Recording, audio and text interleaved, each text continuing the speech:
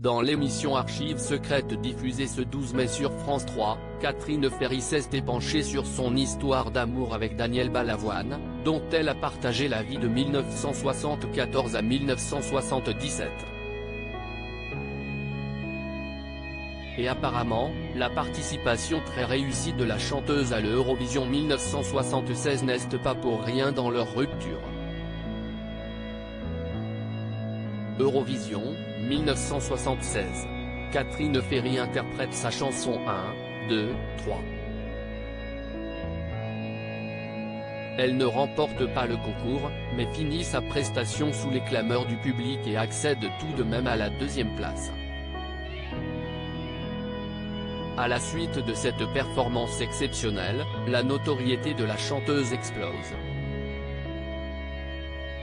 Malheureusement, en coulisses, ce succès a eu des conséquences dramatiques sur la vie amoureuse de la jeune femme. Il a notamment provoqué la fin de sa relation avec Daniel Balavoine. Les deux tourtereaux ont partagé leur vie entre 1974 et 1977. Dans l'émission Archives secrètes, l'interprète de Vivre avec la musique s'est exprimée sur les raisons qui l'ont poussé à quitter Daniel Balavoine, alors qu'elle l'aimait encore. Daniel Balavoine et Catherine Ferry, pauvres mais heureux en amour à leur début à cette époque, on vivait d'amour et d'eau fraîche. On était très pauvres, mais ce n'était pas important. On était heureux.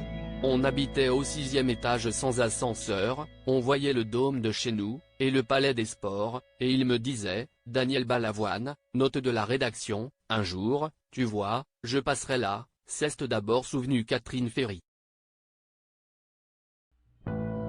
Mais avant cela, le chanteur doit faire ses preuves.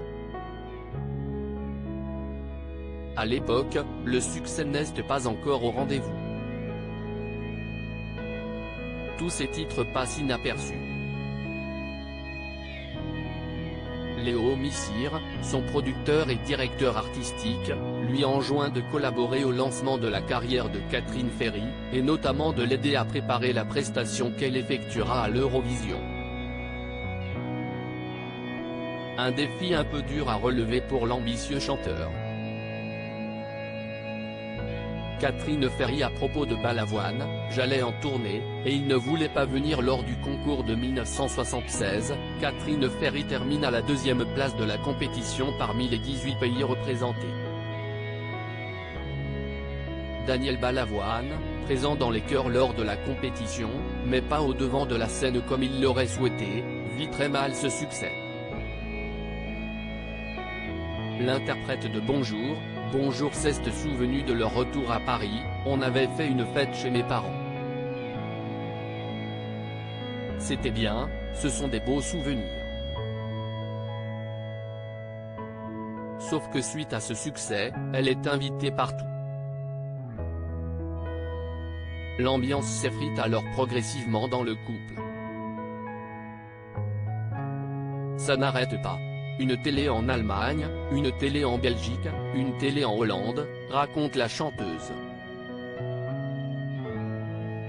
Pendant ce temps, Daniel Balavoine continue de proposer des chansons qui ne trouvent pas leur public.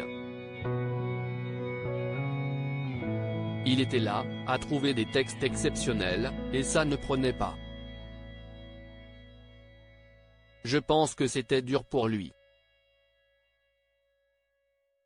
J'allais en tournée, et il ne voulait pas venir.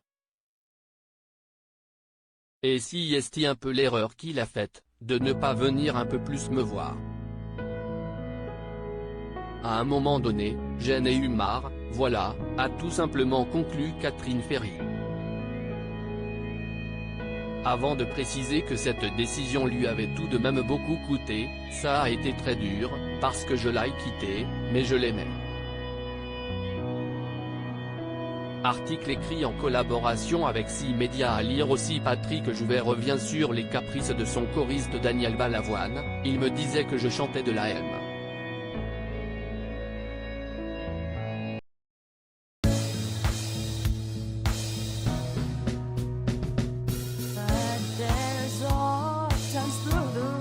Gonzague.